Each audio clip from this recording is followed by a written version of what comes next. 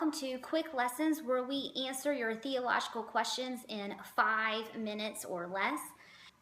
We are answering the second part of the question, why does God allow evil in the world? This, of course, is a fantastic question. In our first video, we received lots of response and lots of conversation, which is fantastic. That is exactly what we want to have happen. And one of the questions that we got from our last video was, Pastor Millison, you explained why human evil exists, but you didn't explain why natural evil exists. In order to answer the question of why natural evil exists, we have to back up and answer the question, why does evil exist? Are you ready? Here is the short answer. Drum roll, please. No one knows. I'm sorry, I know that's not what you want to hear from me, but it is the honest truth. If someone had asked the question, why does evil exist, and someone was able to give a definitive, definite answer, then no one would ever have wondered about this question ever again. But that's not the case. Instead, no one has been able to come up with a definitive, definite answer, but people have come up with theories of why it is that evil exists. Now, we talked about why human evil exists, that human evil exists often because we let it, because we choose to oppress our neighbor.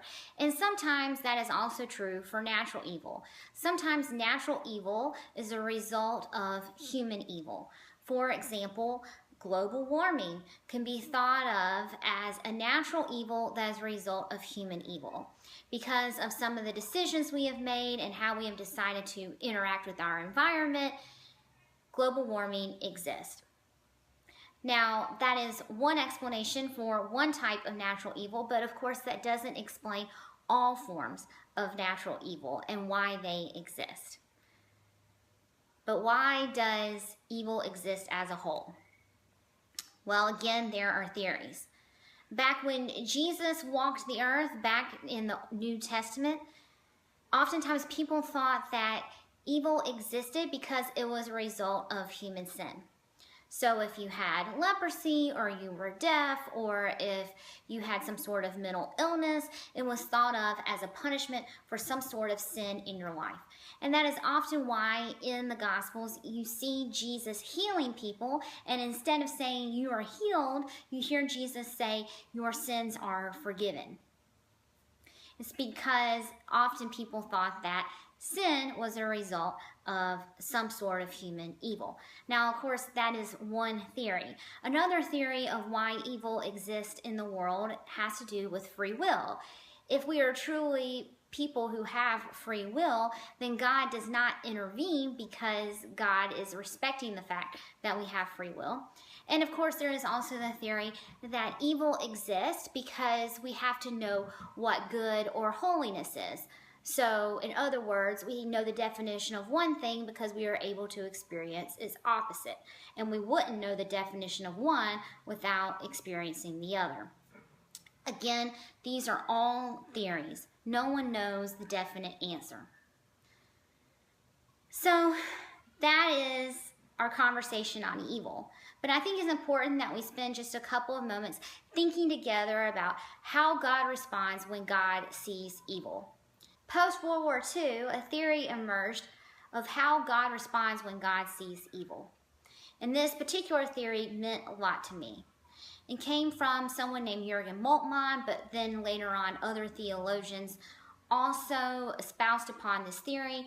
And the theory is this, is that when God sees suffering or evil in the world, God suffers alongside us. So if people lose their homes because of a tornado or a hurricane or an earthquake, and as a result they experience suffering, God suffers with them. When people die for whatever reason, whether it is a natural cause at the hand of another, God also suffers alongside us. And anytime we experience hurt, brokenness, sadness, distress, God also experiences those feelings alongside us. In other words, God is in solidarity with us. God feels the things that we feel. God feels those things out of love for us. And so while it may not, or is it ever pleasant to experience suffering, it may make us feel better to know that God feels those things with us.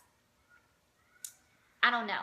It may not make you feel better. It makes me feel a lot better. Well, that is actually all that we have time for today.